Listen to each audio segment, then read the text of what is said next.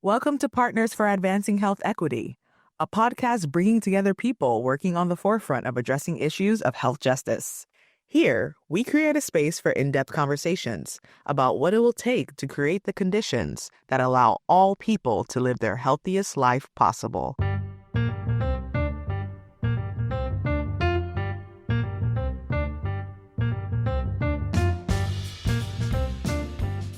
Welcome to the Partners for Advancing Health Equity podcast.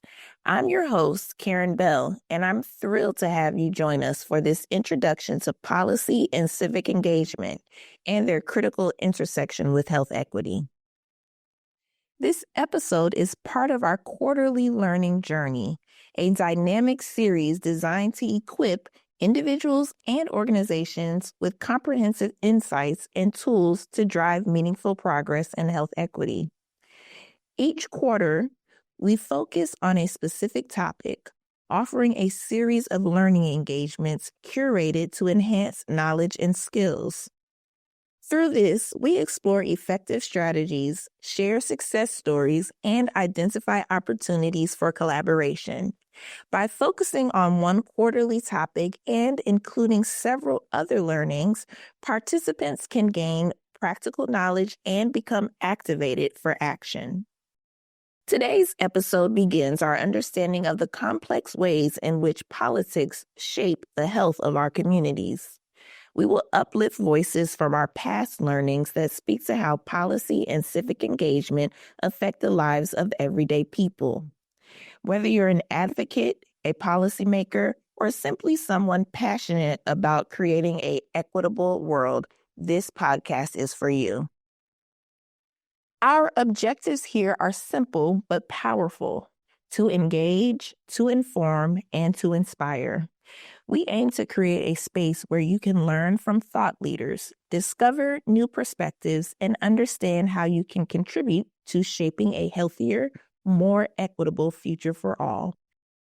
To kick off today's episode on policy and civic engagement to advance health equity, I want to share a thought-provoking quote from a past webinar with Philip Alberti, a leader in this space. He said, "All policy is health policy. It all contributes to health or detracts from health."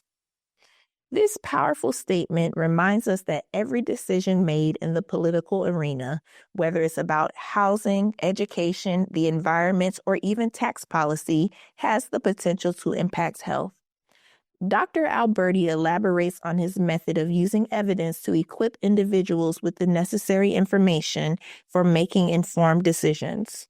One of the ways that I, as a scientist in the center, try to contribute to this conversation is to think about the evidence, right? That individuals, that politicians would need to make choices, to make votes, to cast votes that would actually create that health opportunity. We also heard from Ella Green Moten of the American Public Health Association. She emphasized the significance of fostering opportunities for diverse voices to be heard and acknowledged when sharing evidence to inform policy. We still have to reach back and pull others in and make sure that we're making space for those folk and understanding that their struggle might not be our struggle. And we have to listen and understand how to deal with their struggles as well. To hear more of these conversations, check out the Politics of Health Equity and the Partners for Advancing Health Equity resource library, where you can find the webinar video and synthesis.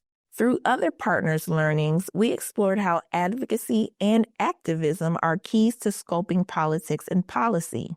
Denise Hyder-Lindenmuth emphasizes the importance of involving grassroots partners to bring lived experiences to the forefront, making issues more tangible and relatable.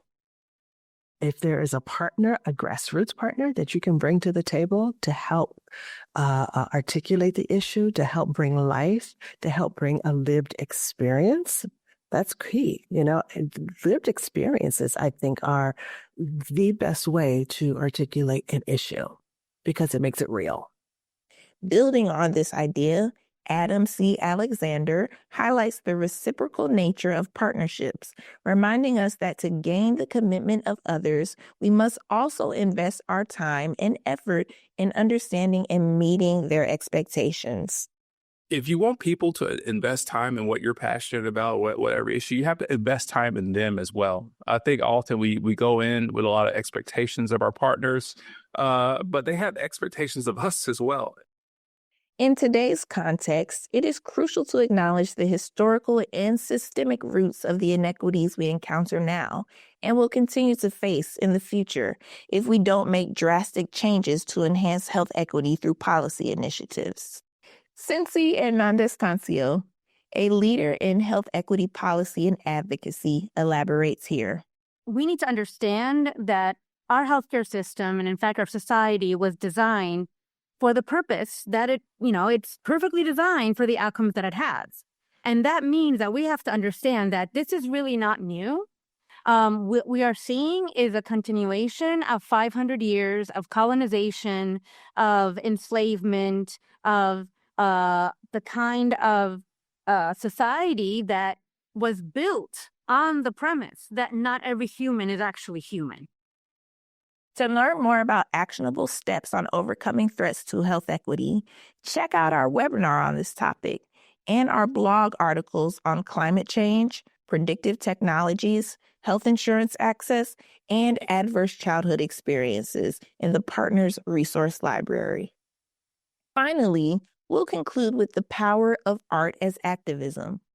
Art toward an equitable future, whether literature, visual art, film, poetry, or other media, can provide visions of futures we can aspire to.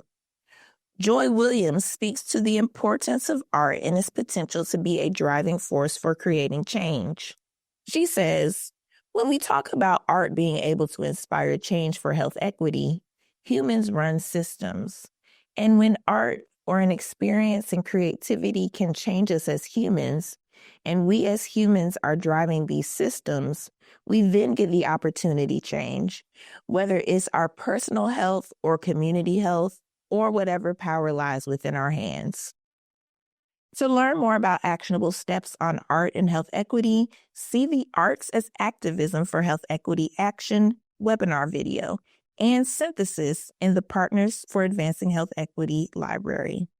In this episode, we only began to explore the intricate dynamics of policy and civic engagement to advance health equity, featuring insights from various leaders and community advocates actively working in the field. For a deeper exploration of the topics covered, as well as the insights and events mentioned, you can find links to those resources in the episode overview on podcast platforms. And as always, we'd love to hear from you. So leave a comment and be sure to follow us so you don't miss the next episode. Thanks for listening. Thank you for joining us for this episode of Partners for Advancing Health Equity. Be sure to visit our website and become a member of our collaborative at partnersforhealthequity.org. That's partners, 4, healthequity.org. Follow us on your favorite social media platforms, and be sure to subscribe wherever you enjoy your podcasts. Partners for Advancing Health Equity is led by Tulane University Celia Scott Weatherhead School of Public Health and Tropical Medicine, is part of the Tulane Health Equity Institute, and is supported by a grant from the Robert Wood Johnson Foundation. Until next time.